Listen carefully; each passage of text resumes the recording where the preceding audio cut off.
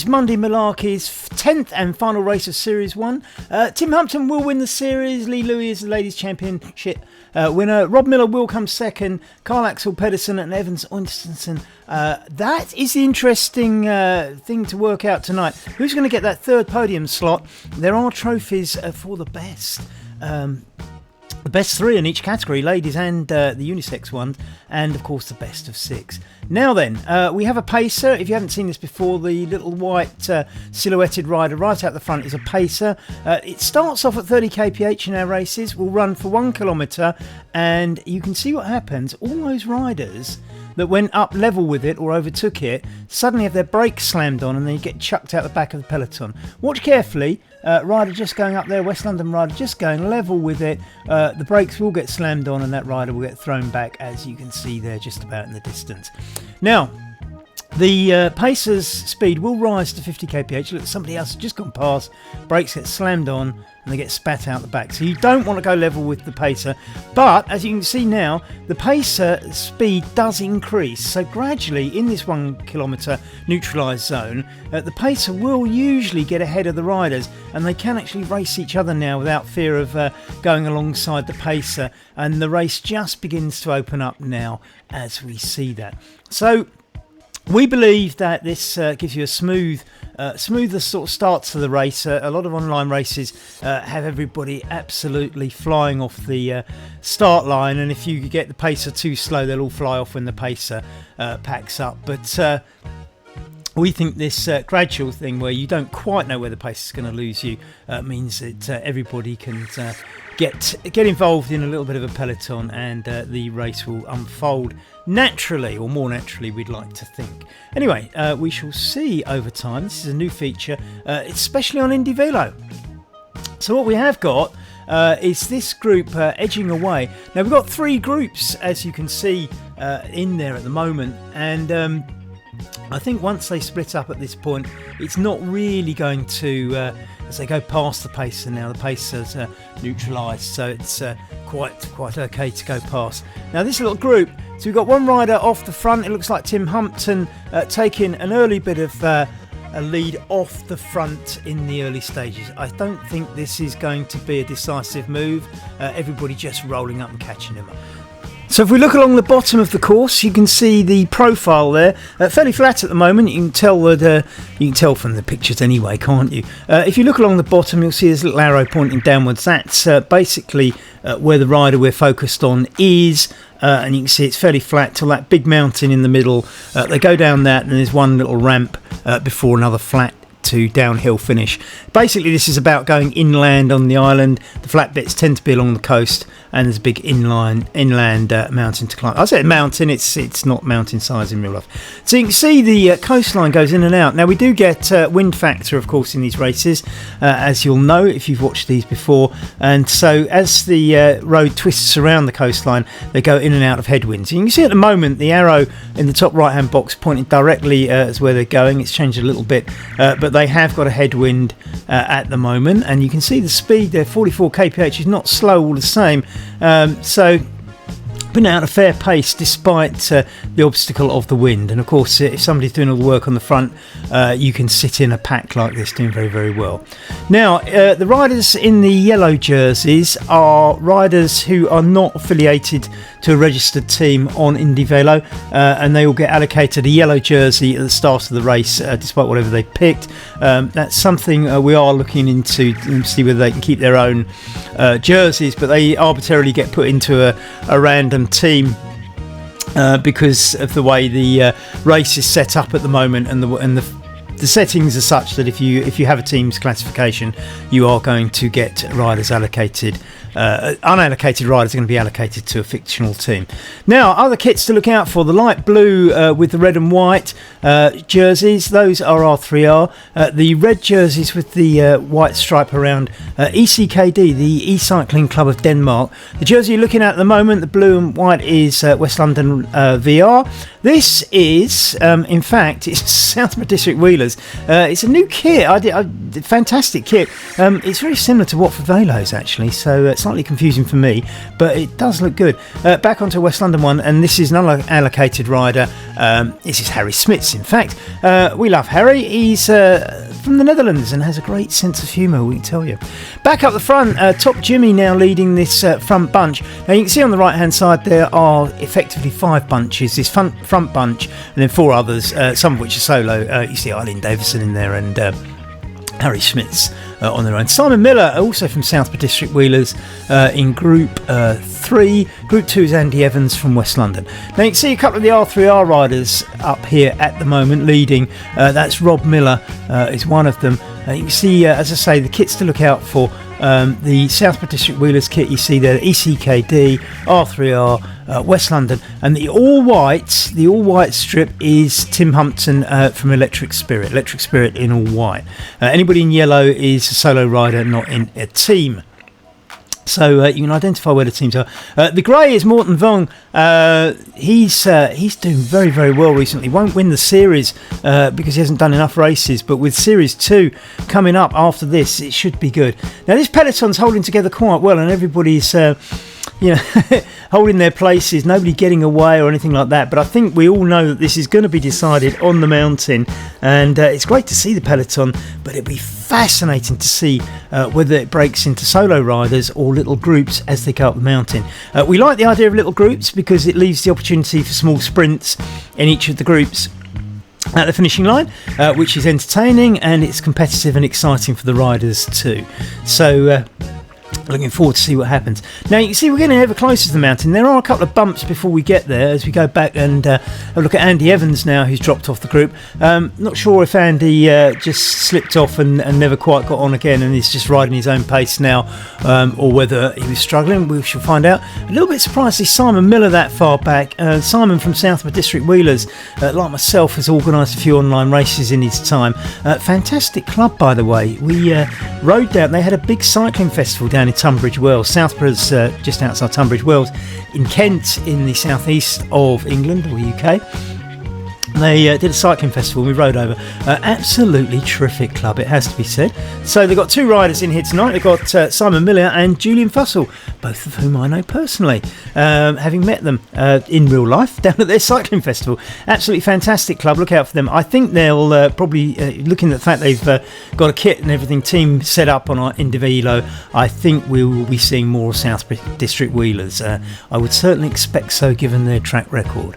So Brett Smith now off the front on the flat section as we just hit the first bit of the bump as we turn inland. You'll always go up a hill and you turn inland on Indivelo, and you can see Brett just dropping back as that gradient rises up to 3%. And look, we're following Brett and the peloton just going past him now, and there's an actual gap. He's off the back, and that's up to 4% now. So Brett, one of the first casualties off the back of the peloton on the climb. Moving up a spot, we have Fleming back from ECKD, just going around Richard Gate there, who's in one of the unallocated kits. Looks like a Sweden kit, doesn't it? If you're a football fan, you'll get that. Fleming now off the back, and Jan Hansen, another ECKD rider. They are phenomenal in esports, so look out for them. Oh, there's a jersey I've missed, isn't there? The orange and black. That is a kit I'm not used to seeing, and it is in fact Pokemotion. And I can't believe it. It's Kader Alumi. I haven't seen Kader for ages. Another online racer, name you'll know. And Pokemotion did not have that kit last time I saw them racing on any platform. So that is great. Pokemotion coming over to Indivelo is a very positive sign. Kader Alumi. Looney is a great rider. I haven't seen him race for a year or so, but let's hope he's like he was before and he will light up a few races for you. But lighting it up at the moment, we have Dennis Voirel, who's in the... well, in fact, we don't actually. It's Top Jimmy's now gone on the front. Dennis falling back into second place. Dennis riding for R3R there. If you take a little aerial view, you can see they are inland, but you can see they're already elevated up to where the lakes are, slightly inland on the island. And although we've got over the first of the little humps, we're now going onto the main mountain at 3%. There's not a lot of big gaps. It hasn't been wrecked on the little foothills before we get there. But what's going to happen now? We've got this big long climb. There's a little bit of respite, as you can see, just coming up. We're about halfway up towards the respite. The peloton's still together, so it hasn't fractured too much. I see though Kader Illumi and one of the ECKD riders just falling off the back. I see Clive Byams in there for OTR. 3 riders off the front now. It's Tim Humpton, Morten Veng and Dennis Viral off the front. It's Tim Humpton, isn't it, up the front? I beg your pardon. There's 4 riders off the front, I should say, really, aren't they? Tim Humpton, Morten Veng, Dennis Viral and Carl Axel Pedersen. Now, Carl Axel Pedersen is in line potentially to get that 3rd slot, and it all depends on the way that on the points differential and whether or not he can get it. So let's look out for that one, as I did point out earlier. We're beginning to see a bit of breaking up here, isn't it? You can see that peloton's gone out into a bit of a long line. Evans Oystensen is the other rider in line for that 3rd position, and I'm not sure that he's really going to catch Carl here, and it really depends how many places. I mean, Evans back there, he's if you look in the right hand column, you can see Evans' name down there, sort of right at the bottom of that group.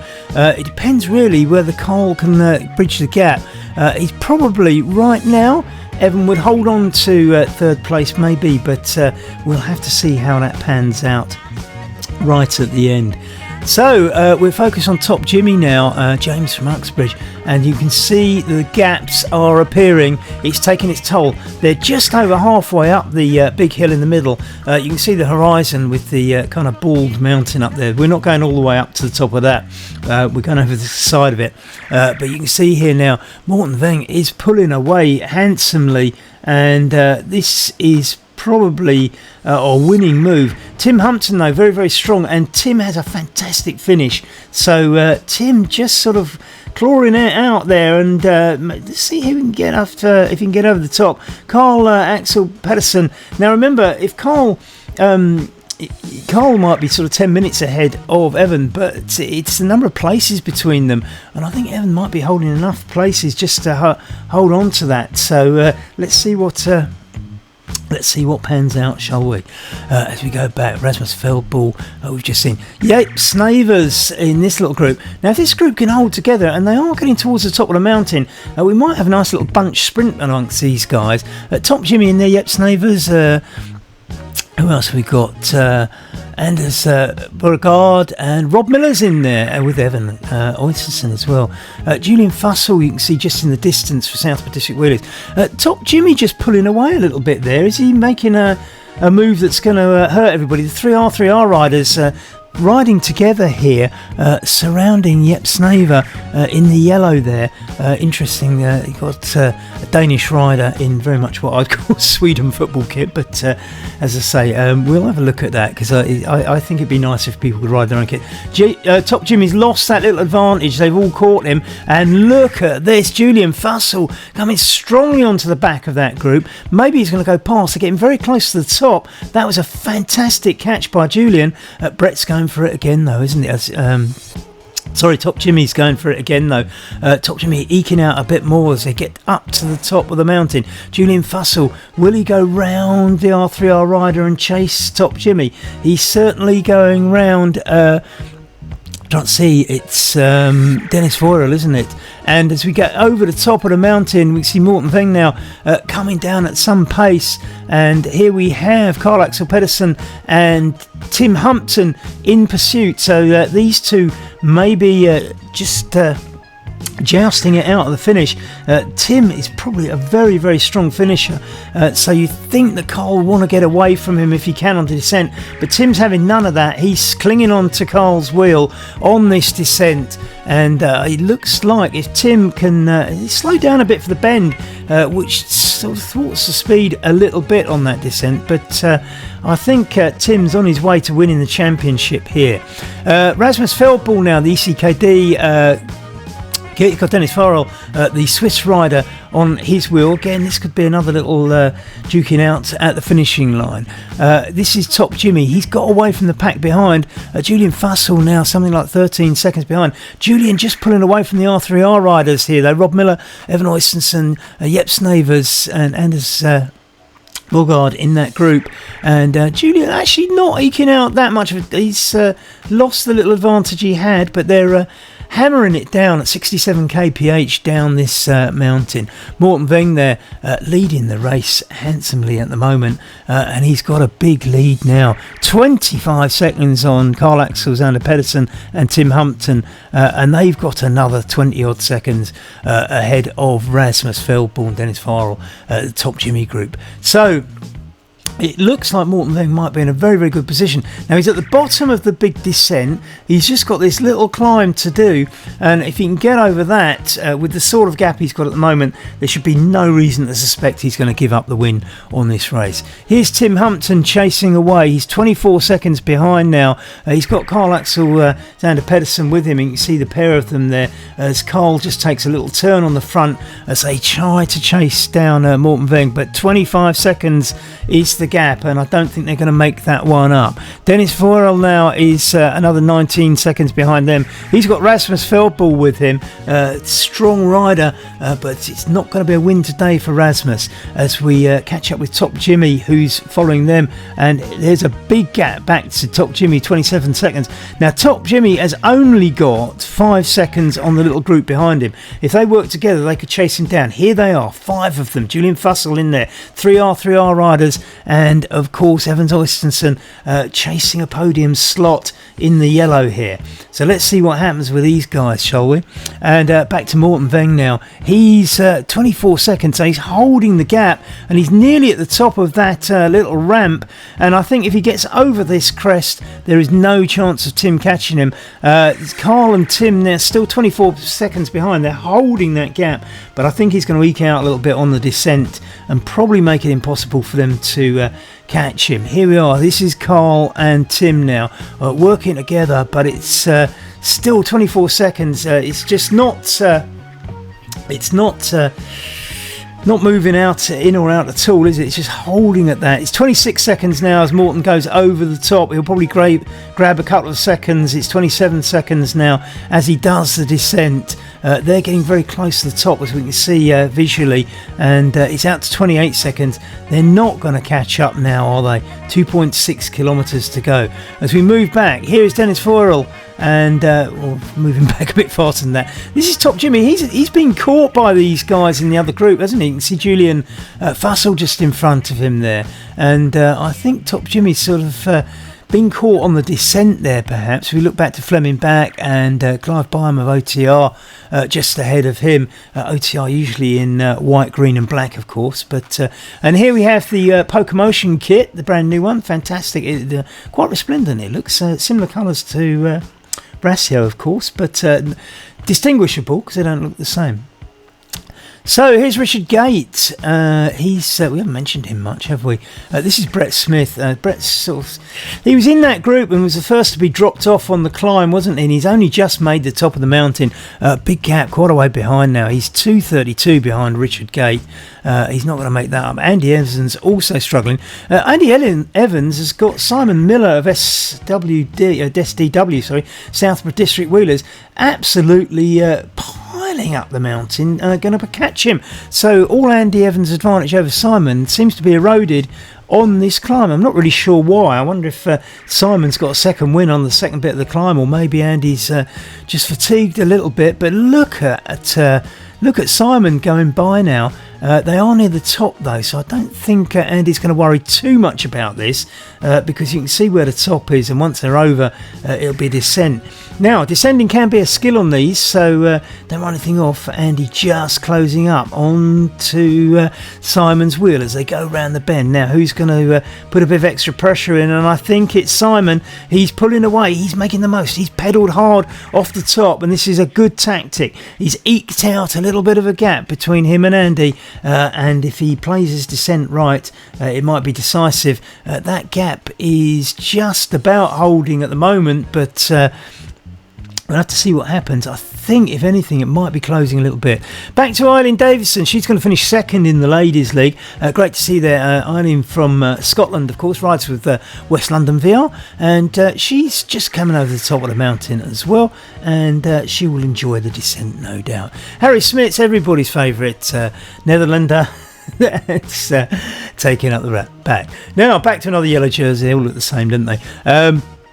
It's the finish, isn't it? I mean, this is it. Morton Vane takes the win as we thought he would. Now let's go back and see what happens between Tim and Carl Alexander. And as I said, Tim, with that strong finish that he's shown us so many times, just pulls away with the last 100 metres to go. Carl sits up and settles for third spot, and we'll take that as a good day out in the saddle. Next up, we have the battle between Rasmus Feldball and Dennis Farrell. Dennis Farrell, the Swiss, pulling away.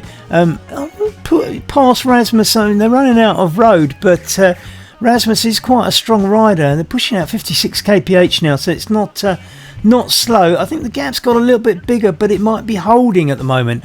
Rasmus certainly will give it a go. I think he's holding the gap, or either that, or Dennis has sat up a little bit. In fact, if anything, closing the gap just towards the end, but it's too late and the finishing line rolls up. Next up, we have Julian Fussell, Top Jimmy, and who else is with them? Rob Miller, I think. And Julian Fussell powering away. He's being chased down though. Anders Borgård is chasing him down. They've got 160 metres to go. I think Anders is going to catch him. Oh, this is going to be tight on the line. Anders absolutely going for it. Anders is going to take the play. Oh, look at this. It's Top Jimmy. Oh, poor old Julian. Lost 2 places in that, as we see the R3I riders rolling in just behind them. And here's the third of the R3I riders, Jep Snavers. And another ECKD rider. This is Morten Pedersen, and we haven't mentioned him much in the race. Sorry about that, Morten. Morten coming in next. Clive Byam from OTR, who we have mentioned, will be the next rider. Thank you very much, Morten Pedersen, for being in there. We'll concentrate on you all the way to finishing line for not mentioning you earlier. Great showing by ECKD as well. And I said they're a strong online racing club. It stands for E-Cycling Club of Denmark. So I think the clue's in the name. Next up, Fleming Back is going to be just ahead of Clive Byam after I said that Clive Byam would be next. So I got that one wrong, didn't I? Clive Byam not far behind him. There's only a second in this. But it looks like Fleming Back is quite strong and probably going to take that place. 12 seconds behind Clive to Kader Lumi from Poker Motion. So I think Clive's probably safe for the next place. There's Clive coming in. And we go back to Kader, and there's Kader rolling home. I'm not sure if this is Kader's first Indy Velo race. I've not seen him on Indy Velo so far, but it's great to have you along and welcome for the first time, Kader. It's nice to see you after a year or so. And here we have Jan Hansen, another one of the CKD riders, putting out a good showing today. He's comfortably ahead of Richard Gate by 25 seconds. Richard Gate in no trouble from Brett Smith, who's dropped off a whole 3 minutes since the climb. And so I think we can sort of safely say that none of these guys need to sprint to the finish. Here's Richard now, just coming in a couple of 100 metres to go. Fairly flat to the finish, and it's probably just one of those things where I think if there's no pressure to sprint because nobody's about to catch you, you probably just enjoy the moment of watching that finishing line get ever closer and bursting through that glow of finishing tape, artificial finishing tape, whatever that is. So there we are. Another finisher in yellow, an unlocated team rider. There are team results over on the left. I think Systec is the artificial team and E-Cycling Club will be the team winners. We will work all that out for you. Just behind the finishing line, you see some riders actually ride on from the finishing line, whereas you see Kader Lumi's actually stopped there dead. So we'll go back and follow some of the riders in. This is Brett Smith, who lost quite a lot of time on the mountain. He'll be disappointed with that, knowing Brett. This is Simon Miller, who's quite a way behind him, I think. I don't think Simon's going to catch Brett at 27 seconds. Brett, though, he still has 1.6 kilometres to go. So it's not impossible that Simon catches him. And we did see that tremendous ascent of the mountain earlier, didn't we? So let's see what Brett's got in him. It's still 28 seconds, and Brett now probably fairly confident of completing the 1.3 kilometres to go before Simon, but Simon will probably have other ideas about that if I know Simon. When Simon puts on races, they're usually quite tough, and I think having ridden around where he lives with some very, very punchy and steep hills, Simon will be a strong rider, of course. So Brett now inside the last kilometre, and you can see well, he's not quite, is he? Because he's about to, as we go through the Flamme Rouge here. It really is a sort of, I suppose it's a smoke canister thing, isn't it? It's one of those things they chuck at football matches. Flares, they call them, don't they? So Brett now into the last 900 metres on his way home. He's got Simon Miller still 27 seconds behind, so that gap stayed fairly constant. Andy Evans 43 seconds behind him. Eileen Davison, who will come second in the ladies, is now 154 behind, and Harry Smits, the wonderful Harry Smits, is 4:55. I think Harry, as long as I've seen him racing on these things, I think just likes to come along, take part, and he's not too bothered about where he finishes. And we always wait for the last rider, so we shall see Harry come in. As we watch Brett now covering the last 500 metres. It's one of those where it's 500 metres from the end, but you can never see you can never see the finishing line because of the way the coast goes in and out, and you go in and out these headlands and inlets, and until you turn the final bend, you don't really see the finishing line. 300 metres to go, still out of sight, and we've got to go around this sort of headland or out of the inlet before we get back onto the sort of natural coastline, if it were. And as you do this last bend, let's see if it should come into view now, the finishing line, and there it is, about 130 metres to go. So Brett can sit up and enjoy that finish as he goes under the arch, and it tells him that he's finished as he goes through that flowing light, barrier of light, shall we call it. Simon Miller next. It's great to see Southborough District Wheelers, 2 riders in tonight. Fantastic kit, well done, Simon. Mind you, I've always liked the old one, so it's as I say, it's a bit tricky for me because it's so like the Watford Velo Club kit that I will. If Watford Velo ever sign up to Indy Velo and you're both in races, I'm going to be very confused, I can assure you. Maybe the cams across the back helps, and it does say STW across the shoulders, doesn't it? So there we are, Simon Miller. Great to see you, Simon. Hope you're well, and my best to everybody else down at your wonderful club. Andy Evans following in, and I'm sure Andy will be a bit disappointed with that. I'm not quite sure how it went. We shall probably have some communication on the club WhatsApp group later. And still a couple of riders to come in. Here we have Eileen. She will, as I say, finish second in the ladies group. Lee Louie couldn't make it today. Very sadly, she was going to race and then had a back problem and has had to pull out at the last minute. So the champion Lee Louie not here today, but the runner-up Eileen is. So at least we had some female representation in the race. Indy Velo really sort of popular with the riders. I know we're in the very early days, it's beta testing, and this is the first series that we run on it, and so on and so forth. We've tried out with a pacer and we've adjusted it.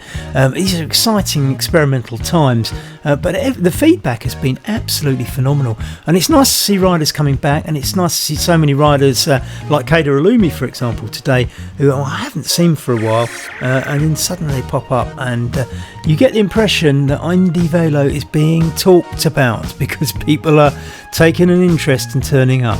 250 metres then for Eileen. As she goes around this headland, she's not quite going to see it yet, but the finishing line will shortly come into view. There it is, and she can now safely look up and kind of relax, knowing that Harry's enjoying the scenery 3 minutes further back down the road. So here's Eileen finishing. We'll take a little roadside road level look, and that's what it looks like when you finish in Indy Velo. So here's Harry wearing yellow, which denotes that he's not allocated to a team. These riders will of course have their own kit that they've selected on Indy Velo, but because these races are set up as team with a team category, if you're not actually in full-time in a team on Indy Velo, it puts everybody else into a hypothetical team. We think that's the Scratch Sistek team. So if you look at the points table on the left, it says Sistek won it, but really tonight's winners will be E-Cycle Club Denmark, R3R second, West London third, Southport District Wheelers coming in fifth. Electric Sprint, who usually win these things, only had the one rider in, didn't they? And they had Tim in today, so losing a few points there. Pokemotion with Kayla Lumi taking 8th after Indy Velo. Founders Club. So Harry enjoying the view. He's just got to the top of, or he's getting just about to the top of that little mound before the end. 2.3 kilometres to go, downhill and flat. I think he'll enjoy the last bit, and he's no doubt got something humorous to say about it in his usual sort of dry, humorous way. He's still climbing at 1% though. I think just as you go around this bend, you can see where it crests. That's it, minus 1% now, and it's plain sailing all the way to the finish. Still got 2 kilometres to go, but it will be relatively easy, especially compared to the middle section going up that mountain. I do find personally riding this, I do think that the Indy Velo gradients are quite realistic. It's no easy ride. When you hit these 9% gradients, it feels like you're going up 9%, and you do know about it. And then racing conditions, it will split up pelotons, which is exactly what you'd expect. Indy Velo, of course, breaks you on the corners, and a lot of the realism is truly there. Feedback from riders generally very, very positive about the realism that you experience on this platform. As I say, early days yet. This is the end of Series 1, so Series 2 starting a week later, and we look forward to that very, very eagerly, because I think there's a lot of experimentation in this, and I'm not saying that as Indy Velo introduce new features, there won't be more experiments along the way in these early series, but certainly I think we're sort of settling down into a format that I think everybody knows, understands. You did see earlier on, I mean, this is only the third race with the pacer, so you can see some riders still not used to the pacer, making the mistake of going alongside it and getting braked. But I still think there's enough time in that first kilometre, as long as you don't do it at 900 metres in, and the way we've set that up with the pacer doing 50 at some point, it's unlikely that it will do it exactly the wrong moment, because the pacer should drop the riders before it gets to the 1 kilometre unneutralised zone. So that's how we set it up, and I think that's how we're going to sit with it going forward. We can monitor that, and it can be changed for future races if we decide that it's not popular or doesn't reach its objectives. Flamme Rouge then for Harry, and there he goes over the white line past the red flares, and he can enjoy that last kilometre to the end. Of course, as we've already discussed, you won't see the finishing line until it gets very, very close, about 140, 150 metres to go. But there it is. Terrific graphics. I'm sure there's going to be a lot more added to these graphics along the way. It's not the circus you get on some platforms, but this is, of course, very much a racer's platform. So whether or not we get gimmicks on the graphics in some future era, I don't know. But right now, this is a platform for serious racers, and it seems to be doing the job very, very well. And I think they've built it bottom up, haven't they? They've made it robust to make sure the functionality works, and all the glossy bits can come later. And there's people like you and I who've gone on this, experimented with it, liked it, and starting to see what we can do with it and take it places. So Harry now comes round with just 400 metres to go, or 450 metres to go, I should say. So he's got to get around this headland before he's going to see that finishing line. but it's not far away, is it? Riding at 28 kph, the wind not really affecting him. It's going across him, and he's also probably, I would imagine, sheltered a little bit by the land. That's going to change as he goes around this headland. So let's watch his speed. He's doing 30 kph now with the side wind that's probably not hitting him because of the lay of the land. You can see the little slope on his left. What happens when he changes direction though? When you go into the wind, it's suddenly down to 27 as we go in. You can see the arrow at the top now, and he's got a direct wind now, and it drops back down from 30 to 27. And this is the effect you get. So looking at some of those riders who've had to sprint at the finish, if you take Tim Humpton for example, he's had to sprint into that wind, which makes it even more admirable. But we of course admire everybody in this, and well done Harry, fantastic to see you, thanks for taking part, and we'll see you all in Series 2, Race 2.1, just 1 week away. Have fun. Here we go then, 10th race, the final race. Tim Humpton, probably leader-elect. Rob Miller needs to beat him convincingly. The interesting race will be for 3rd and 4th between Carl Axel. So this is where it all ended up, and you might want to freeze frame this because you might want a long, hard look at it. Tim Humpton, the winner as we predicted. Rob Miller taking 2nd place as we knew. Evan Oysenson holding on to 3rd place. Carl Axel Xander Persson not quite getting enough points to beat him. Morten Veng not enough races, but look at that, 5th. Perhaps better in League 2. Lee Louis and Aileen Davidson taking the Ladies League, and of course Tim Humpton taking the 6 of the best, where your 6 best races count. Now that was Series 1. Not everybody rode every race. Let's look forward to Series 2 and see what happens.